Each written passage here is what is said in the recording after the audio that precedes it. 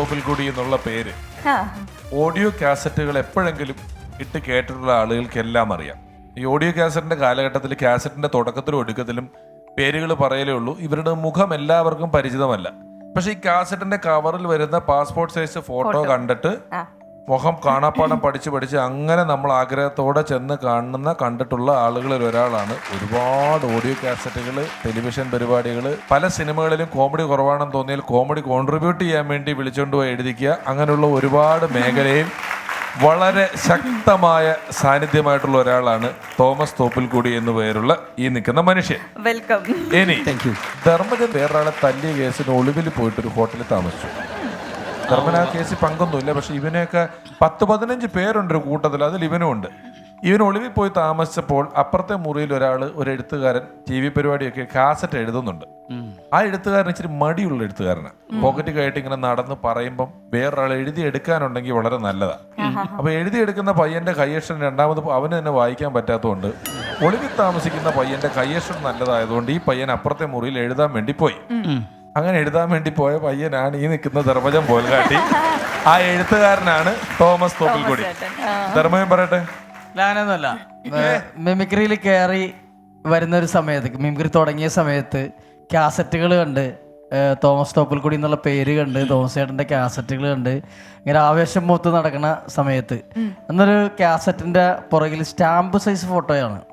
ആ stamp size photo വരാൻ വേണ്ടി ആഗ്രഹിച്ച് നടന്നൊരു കാലഘട്ടം ഉണ്ടായിരുന്നു. അപ്പൊ ആ കാലഘട്ടത്തിൽ ഏറ്റവും കൂടുതൽ 12 പേരുടെ ഫോട്ടോ ഒരു കാസറ്റ് പരമാവധി വരുള്ളൂ. അത് ഏറ്റവും ചെറുതായിരിക്കുള്ളൂ. സ്റ്റാമ്പ് സൈസ് എന്ന് പറഞ്ഞാൽ അതാണ്. അത്രയും ചെറിയ ഫോട്ടോ വരുമ്പോ അത് വരാൻ ആഗ്രഹിച്ച് നടന്ന ആൾക്കാരാണ് മിമിക്രിക്കാരെല്ലാവരും, ഞാൻ ഉൾപ്പെടെ വിഷാരുടെ ഉൾപ്പെടെ എല്ലാം. അന്നൊക്കെ ഏറ്റവും കൂടുതൽ കാസറ്റ് ചെയ്യുന്ന ആളാണ് തോമസ് തോപ്പിൽക്കുടി എന്ന് പറയുന്നത്, രചന തോമസ് തോപ്പിൽക്കുടി എന്ന് പറയുന്നത്. അത് കലാഭവന്റെ കാസറ്റ് ആയാലും നാദൃഷയുടെ കാസറ്റ് ആയാലും ദിലീപേട്ടൻ്റെ കാസറ്റായാലും എല്ലാം എഴുതുന്നത് തോമസ് ചേട്ടനാണ്. അന്ന് മോഹൻലാൽ, മമ്മൂട്ടി, ദിലീപ് തുടങ്ങിയുള്ള എല്ലാവരുടെ ഷോകൾ എഴുതുന്നത്, പുറത്തേക്ക് പോകുന്ന വിദേശത്തേക്ക് പോകുന്ന ഷോകൾ, ഇവിടുത്തെ ഷോകൾ, അങ്ങനെ വലിയ വലിയ ഷോകളൊക്കെ എഴുതുന്ന ആള് തോമസ് തോപ്പിൽക്കുടിയാണ്. അങ്ങനെയുള്ള ഒരാളുടെ അടുത്താണ് എനിക്ക് എത്തിപ്പെടാൻ പറ്റിയത്. ഞാൻ നിഴല് പോലെ ഒരു 96 തുടങ്ങി 10 വർഷം നിഴല് പോലെ ഞാൻ തോമസ് ചേട്ടൻ്റെ കൂടെ ഉണ്ടായിരുന്നു എന്നുള്ളതാണ്. അവിടുന്ന് നേരെ ഈ വണ്ടി തോമസ് ചേട്ടൻ അവസാനം തളച്ച് ഭിത്തി തെറിച്ചപ്പോൾ ഞാൻ പറിച്ചെടുത്തോണ്ട് പോവാണ് അവിടുന്ന് ചെയ്തത്. കാസറ്റുകളെ പറ്റി ഇപ്പൊ ധർമ്മജൻ പറഞ്ഞല്ലോ, ഒരു സിനിമ ഇറങ്ങുന്നത് പോലെ വഴി മുഴുവൻ 6 ഷീറ്റ് പോസ്റ്റർ ഒട്ടിച്ചിട്ട് ഇറങ്ങിയ ഒരു കാസറ്റാണ് ടൈറ്റാനിക് എന്ന് പറയുന്ന ഒരു കാസറ്റ്, ഓഡിയോ കാസറ്റ്. ടൈറ്റാനിക് എന്ന് പറഞ്ഞ കാസറ്റ് ടൈറ്റാനിക് സിനിമ ഹിറ്റായ പോലെ തന്നെ കേരള സംസ്ഥാനം മുഴുവൻ ഏറ്റവും കൂടുതൽ കോപ്പി വിറ്റുപോയിട്ടുള്ള ഒരു ഓഡിയോ കാസറ്റാണ്. അത് എഴുതിയ ആളാണ് തോമസ് തോപ്പിൽക്കുടി എന്ന് പറയുന്ന ആള്. അതിന്റെ കാസറ്റൊക്കെ ഇപ്പോഴും എന്റെ ഉണ്ട് കേട്ടോ വീട്ടില്. വെറുതെ കാസറ്റ് അല്ല, വർക്ക് ചെയ്യുന്ന കാസറ്റും ടേപ്പ് റെക്കോർഡറും ഉണ്ട് എന്റെ. മാവേലി കൊമ്പത്ത് എന്നുള്ള കാസറ്റ് നിരന്തരം എഴുതിക്കൊണ്ടിരുന്നത് തോമസ് തോപ്പിൽക്കുടിയായിരുന്നു. നേതൃത്വത്തിലായിരുന്നു. മാവേലി കൊമ്പത്ത് ഒരു 10 വർഷത്തിൽ 10 ഭാഗങ്ങൾ ചെയ്തു. ഈ ധർമ്മജനെ കൊണ്ടു നടക്കുമ്പോൾ ഒരു പ്രധാനപ്പെട്ട അനുഭവം എന്തായിരുന്നു തോമസ് ചേട്ടാ? ധർമ്മജൻ എനിക്ക് ഭയങ്കര ഒരു എന്താ പറയുക, ഞങ്ങളൊരു ചേട്ടനിയൻ ബന്ധമാണ് ധർമ്മനായിട്ടുള്ള. ഈ പിഷാരടി പറഞ്ഞാൽ അങ്ങനെ കള്ളക്കേസ് അങ്ങനെ പ്രശ്നമില്ല കേട്ടോ. ഇവൻ എന്തിനും വേണ്ടി ഒരു പൊതുപ്രവർത്തനം കൂടിയാണ് പാർട്ടിയുടെ. അപ്പോൾ അന്ന് ഇവരുടെ വീടിൻ്റെ ഭാഗത്ത് ഒരു കുടിവെള്ള പ്രശ്നം ഉണ്ടായിരുന്നു. അപ്പോൾ ആ കുടിവെള്ള പ്രശ്നത്തിൻ്റെ ഏറ്റവും ഫ്രണ്ടിൽ നിന്നിട്ട് യുവജനങ്ങൾക്ക് സംഘടനയൊക്കെ ഉണ്ട് അവർക്ക്. അപ്പോൾ അതിന് സമരം പരിപാടിയൊക്കെ ഇങ്ങനെ നടന്ന സമയത്ത് അവിടെ ഒരു ചെറിയൊരു ലാത്തി ചാർജ് പ്രശ്നം ഉണ്ടായി 2 പാർട്ടികൾ തമ്മിൽ. അപ്പോൾ അതിൻ്റെ അകത്ത് ധർമ്മജൻ മുൻപന്തിയിൽ നിൽക്കുന്നവരുണ്ടായിരുന്നു. അപ്പോൾ ധർമ്മൻ്റെ അടുത്ത് സംഗതി സീരിയസ് ആയി കഴിഞ്ഞപ്പോൾ അവർ, കാരണം ഇത് കേസായി പിന്നീട് പ്രശ്നമായി കഴിഞ്ഞപ്പോൾ അതിൻ്റെ പ്രധാനപ്പെട്ട പ്രതികളുടെ ലിസ്റ്റിൻ്റെ അകത്തൊക്കെ ധർമ്മജൻ വന്നു കഴിഞ്ഞപ്പോൾ അവർ തന്നെ പറഞ്ഞു കുറച്ച് നാളത്തേക്ക് ഒന്ന് മാറി നിൽക്കാൻ പറഞ്ഞു. അപ്പോൾ അതിനു മുമ്പ് തന്നെ ഞങ്ങൾ കാസറ്റൊക്കെ എഴുതി അങ്ങനെ പരിചയമുണ്ടായിരുന്നു. 8 സുന്ദരികളും ഞാനെന്ന് പറയുന്ന സീരിയല് അതില് എഴുതിണ്ട്. അതിൽ പൊന്മാൻ എന്ന് പറഞ്ഞൊരു കഥാപാത്രമായിരുന്നു ധർമ്മജൻ ചെയ്തത്. അതെനിക്കിതൊക്കെ ഇപ്പോഴും ഓർമ്മയുണ്ട്. പൊന്മാൻ ക്യാരക്ടർ. ജാഫർക്ക് ഇടയ്ക്ക് ഒഴിവാണെങ്കിൽ പൊന്മാൻ കയറി വരുന്നത്. ഇടയ്ക്ക് ഏതോ ഒരു പോയിന്റിൽ തോമസ് ചേട്ടൻ തന്നെ വേറെ പണിക്കൊക്കെ പോയി.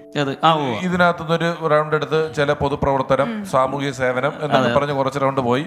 പിന്നെ വീണ്ടും ഒരു സിനിമയുടെ എഴുത്തുമായി ബന്ധപ്പെട്ട് അങ്ങനെ തിരിച്ചു വന്നിരിക്കുന്നു. ധർമ്മനെ കൊണ്ട് തോമസ് ചേട്ടൻ ഉണ്ടായിരുന്നു ഉപദ്രവം എന്തായിരുന്നു? ഒരു ഉപദ്രവം ചെയ്തിട്ടില്ല. അതുകൊണ്ടല്ലേ ഞാൻ ചോദിച്ചറിയണ്ടേ ധർമ്മ എന്തായാലും ചെയ്തിട്ട്. അതല്ല, ഈ ധർമ്മൻ എപ്പോഴും എൻ്റെ കൂടെ വീട്ടിൽ ഞങ്ങൾ ഒരുമിച്ച് കൂടെ ഒരുമിച്ച് കിടന്ന് ഉറങ്ങുന്ന, ഒരുമിച്ച് യാത്ര ചെയ്ത് വീട്ടിൽ ഫുൾ സ്വാതന്ത്ര്യം. ധർമ്മനെ ഇടയ്ക്ക് എൻ്റെ അടുത്ത് പറയാറുണ്ട് ഇങ്ങനെ, ചേട്ടാ എൻ്റെ മനസ്സിൽ ഒരാളെ കയറ്റി കഴിഞ്ഞാൽ മാത്രമേ ഞാൻ അയാളെ വീട്ടിൽ കയറ്റുള്ളൂ. ധർമ്മൻ്റെ ഒരു വലിയൊരു ആപ്തവാക്യമാണ് അത്. ഈ കേരളത്തിലുള്ള എല്ലാ മിമിക്രി ആർട്ടിസ്റ്റുകളുടെയും പാസ്പോർട്ടിന്റെ കോപ്പി പുള്ളിയുടെ കയ്യിലുണ്ട്. അത് മീഡിയ എന്ന് പറഞ്ഞൊരു ട്രൂപ്പ് ഉണ്ടായിരുന്നു. ഈ ട്രൂപ്പില് ഓരോ ട്രൂപ്പിലും എല്ലാ വർഷവും ഒരു ട്രൂപ്പില് നല്ല ആർട്ടിസ്റ്റുകളെ വേറെ ട്രൂപ്പുകൾ പോക്കും. ഈ ട്രൂപ്പിലൊരു 8 പേര് കളിക്കുന്നു. ഈ 8-ൽ 3 പേര് ലീഡിങ് ആ മേഖലയിലെ സൂപ്പർ സ്റ്റാറുകളായിരിക്കും. അവരെ വേറെ ട്രൂപ്പ് വിളിക്കും, കുറച്ച് പൈസ 100 രൂപ കൂട്ടിത്തരാന്നൊക്കെ പറഞ്ഞ് വിളിക്കും. അപ്പൊ അവർ ആ ട്രൂപ്പിൽ പോകുമ്പോൾ ഈ ട്രൂപ്പിൽ അടുത്ത വർഷം നല്ല ആർട്ടിസ്റ്റ് ഇല്ല, പാടുവിടും, അങ്ങനെയൊക്കെ ഉണ്ട്. അപ്പൊ നമ്മൾ ഈ വർഷം ഈ ട്രൂപ്പിൽ നിന്ന് വേറെ ട്രൂപ്പിലേക്ക് പോകാൻ ഒരു ചെറിയ പ്ലാൻ ഉണ്ടെന്ന് തോന്നുമ്പോൾ തന്നെ ഈ ട്രൂപ്പിന്റെ ഓണറെ നമ്മളെ കാണുമ്പോൾ, നിനക്ക് പാസ്പോർട്ട് ഉണ്ടോ? ഒരു കാര്യമുണ്ട്, ഇങ്ങനെ ഞെക്കിയിട്ട് പോകും. നമ്മളോർക്കും അടുത്ത കൊല്ലം ദുബായ് ട്രിപ്പ് ഉണ്ടെന്ന് പറഞ്ഞത് നമ്മൾ ഈ ട്രൂപ്പിൽ നിന്ന് പോകത്തേ ഇല്ല. നമ്മൾ അവിടെ തന്നെ നിൽക്കും. എല്ലാ കൊല്ലവും 8 പേരെ ഒറ്റയ്ക്ക് മാറ്റി നിർത്തിയിട്ട് പാസ്പോർട്ട് ഉണ്ടോ? ഈ ഉണ്ടെന്ന് പറഞ്ഞ് ഈ പാസ്പോർട്ട് കഷത്തി വെച്ച് അവിടെ നിൽക്കുന്നതല്ലാതെ ഒന്നുമില്ല. ഈ പാസ്പോർട്ടിന്റെ കോപ്പി കൊടുത്തെന്ന് പറഞ്ഞ കൂടെ തന്നെ പറയാം, ഒരുപാട് പേരെ ഗൾഫ് കൊണ്ടേ കാണിച്ചിട്ടുള്ള ഒരാളാണ് പരിപാടിയായിട്ട് ബന്ധപ്പെട്ട്. അതെ അതെ അതെ. പിഷാരടിനെ ഞാൻ ആദ്യമായിട്ട് കാണുന്നത് സലിംകുമാർ കൊച്ചിൻ സ്റ്റാലിയൻസ് ട്രൂപ്പ് തുടങ്ങിയ സമയത്ത് സലിംകുമാറിൻ്റെ സ്ക്രിപ്റ്റ് എഴുതാൻ വിളിച്ചു. അപ്പോൾ സലിംകുമാറിന് നാടക ട്രൂപ്പുണ്ട്, ഇതുണ്ട്. അപ്പോൾ സലിംകുമാർ പറഞ്ഞു സ്ക്രിപ്റ്റ് എഴുതാനായിട്ട് ഡയറക്ഷൻ നീ ചെയ്യണം എന്നൊക്കെ പറഞ്ഞാൽ ഷോക്കാടൊക്കെ അടിക്കാൻ വേണ്ടിയിട്ടൊക്കെ റെഡിയാക്കി.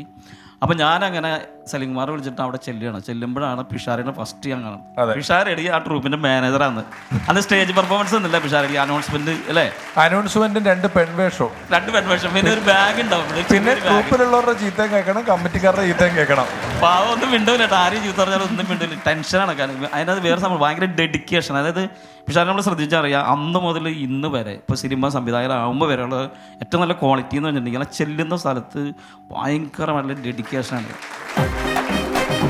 സ്നേഹത്തോടെ എക്സലൻസ് അവാർഡ് കൊടുക്കുവാൻ വേണ്ടി രമേശ് ചേട്ടനെയും ധർമ്മജൻ ചേട്ടനെയും വേദിയിലേക്ക് ക്ഷണിക്കുന്നു.